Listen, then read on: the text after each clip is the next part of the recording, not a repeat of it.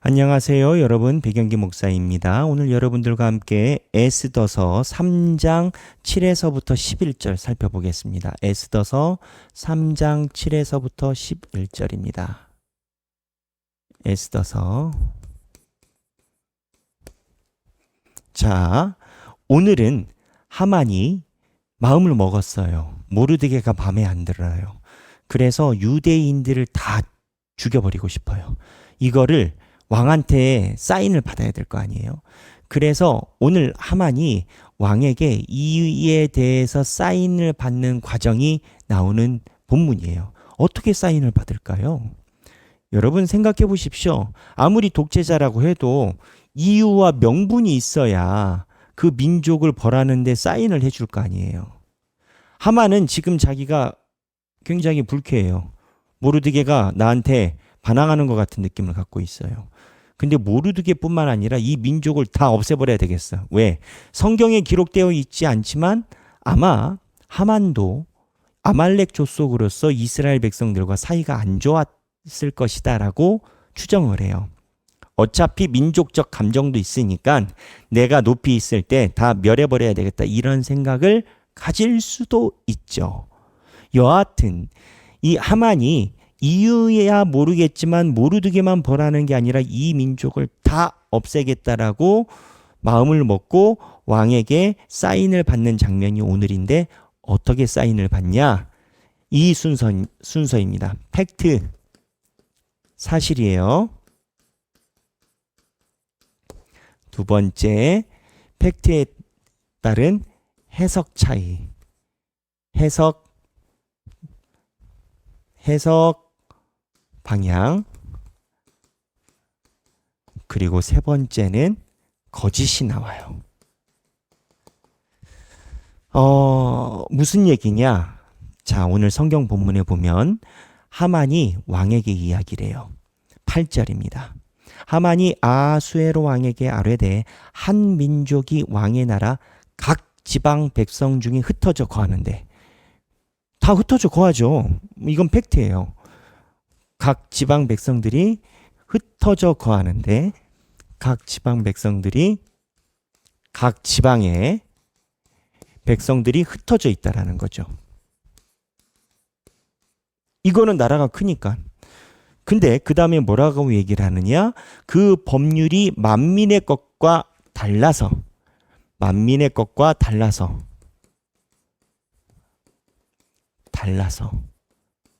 자, 여기에서 달라서에 대한 해석이 달라집니다.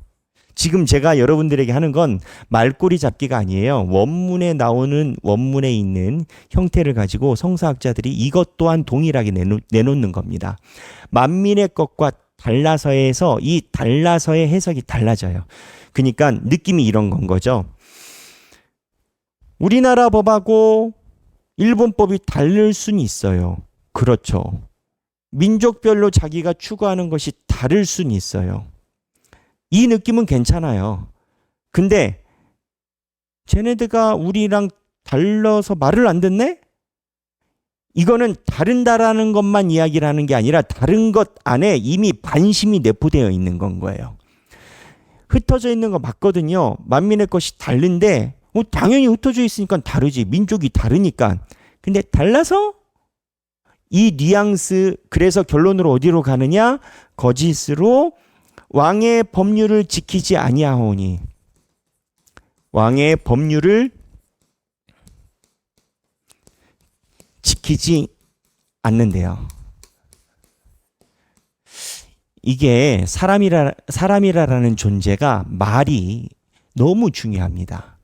뭐 옛말에 말 한마디로 뭐 천냥빚을 갚는다라는 얘기도 있고, 모든 언어에는 말의 소중함과 말의 파워에 대한 이야기가 속담과 격언으로 다 있곤 합니다. 우리나라만 있는 건 아니죠.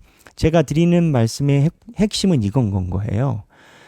지금 이 말 장난처럼 보이지만 이게 이스라엘 백성 유대인들을 죽이는 명분이 된 거예요.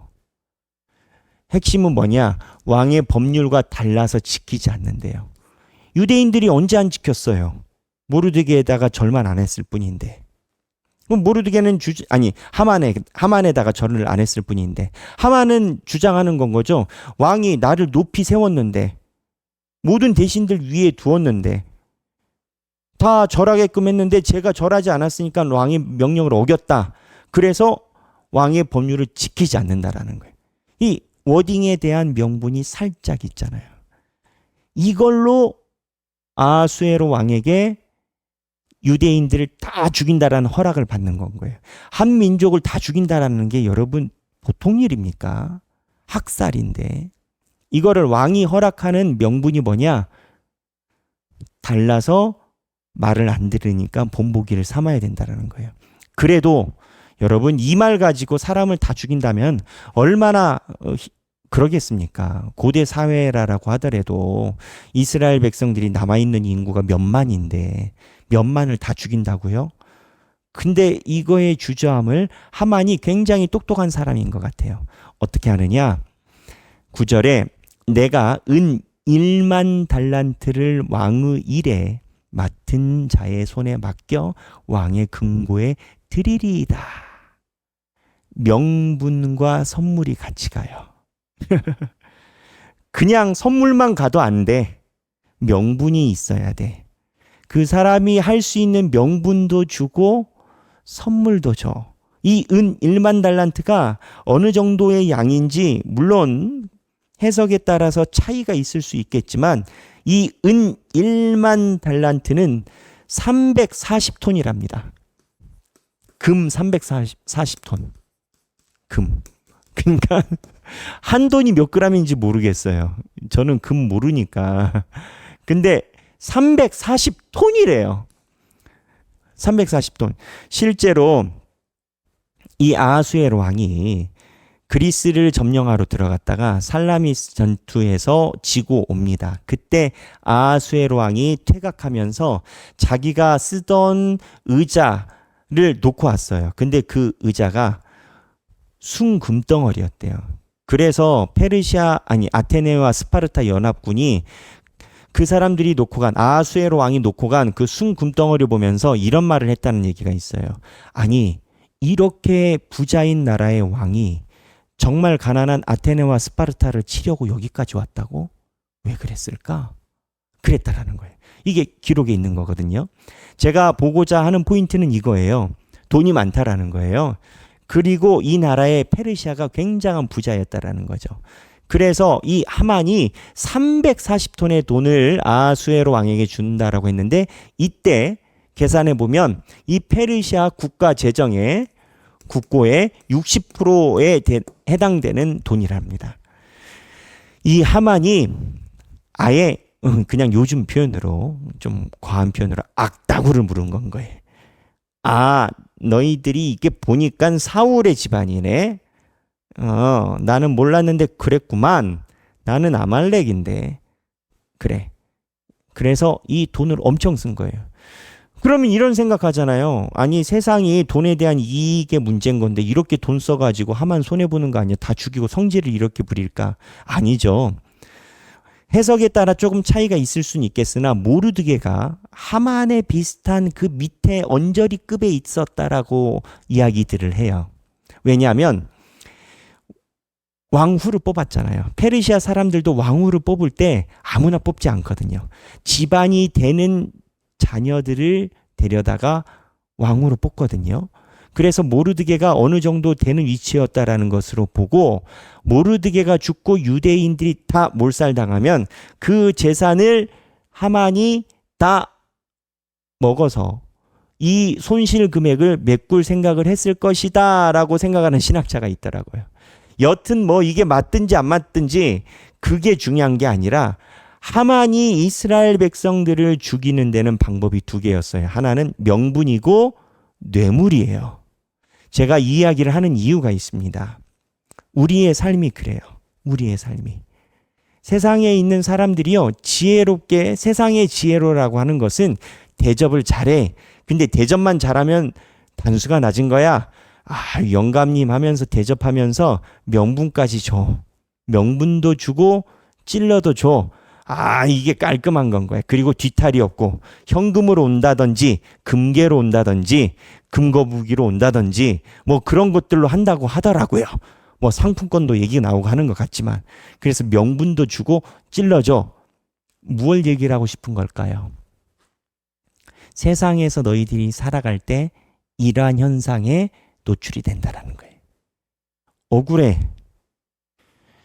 아하수에로 왕에게 반역한 적이 없어. 그리고 전장에 보면 이 모르드게는 반역이 아니라 아하수에로 왕을 건진 자예요. 암살에서부터 아하수에로 왕을 지킨 자야. 근데 말장난을 해. 그래서 왕의 구테타인 사람으로 거짓 프레임을 씌워요. 그러면서 왕에게 선물도 같이 가. 아, 베스트죠.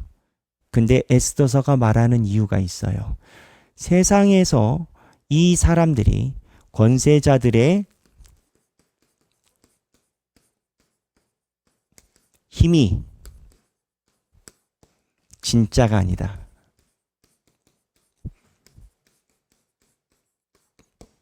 하나님이시다. 하나님이 진정한 힘이다. 그럼 세상의 권세자들의 일은 뭐예요? 오늘 말씀드린 것처럼 세상의 일은 아주 간단해요. 여러분들이 살면서 경험하시는 것들이. 이 본문에서 우리가 묵상할 수 있는 것, 결국 하만은 자기가 죽이려고 했었던 장대에 본인이 달려 죽어요. 하나님의 성도들을 모략과 계략으로 죽이려고 하는 자는 그 모략과 계략에 의해서 본인들이 달리게 될 겁니다. 에스더서는 그걸 이야기를 해요. 그러니 나를 믿어라. 나를 따르라. 오늘 이 본문 보시면서 묵상해 보시고 함께 목장에서 나누시면 좋겠습니다. 에스더서 3장 7절에서부터 11절입니다. 행복한 성경 읽기 되시길 바랍니다. 감사합니다.